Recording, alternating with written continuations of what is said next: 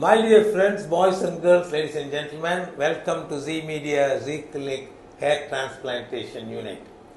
Dr. Priyanka, I learned counseling, what are the investigations. Now, next thing, once they decided, what are the things they are supposed to do the day before, what they are supposed to do that day.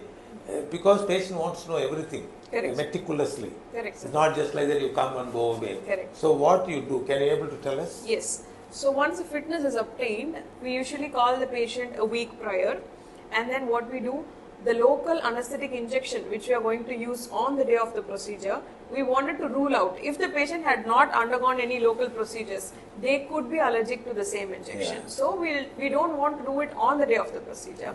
So we call the patient 1 week prior the procedure. We'll give a small test dose and check whatever injections and drugs which we are going to use on the day of surgery is going to give them any allergic reactions.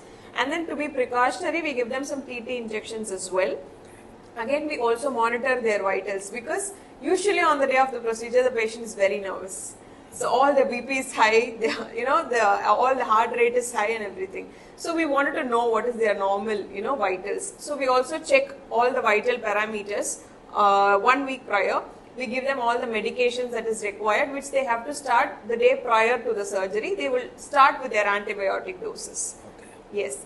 Then we ask them to report on the day of surgery. Usually we start our surgeries quite early in the morning, like around 7:30 to 8 o'clock. We call the patient after having their breakfast and the medications. They report to us. So they can have their breakfast. Yes, because usually only when the patient is under general anesthesia, they need something called NPO, nil per oral. They have to do fasting. This is just a local procedure, so the patient need not do any fasting. So they can have a good breakfast, they can take all the necessary medications, and then they can come back on the day of the procedure. So, okay, next video probably when they come for a procedure, I am going to ask you what they are going to do.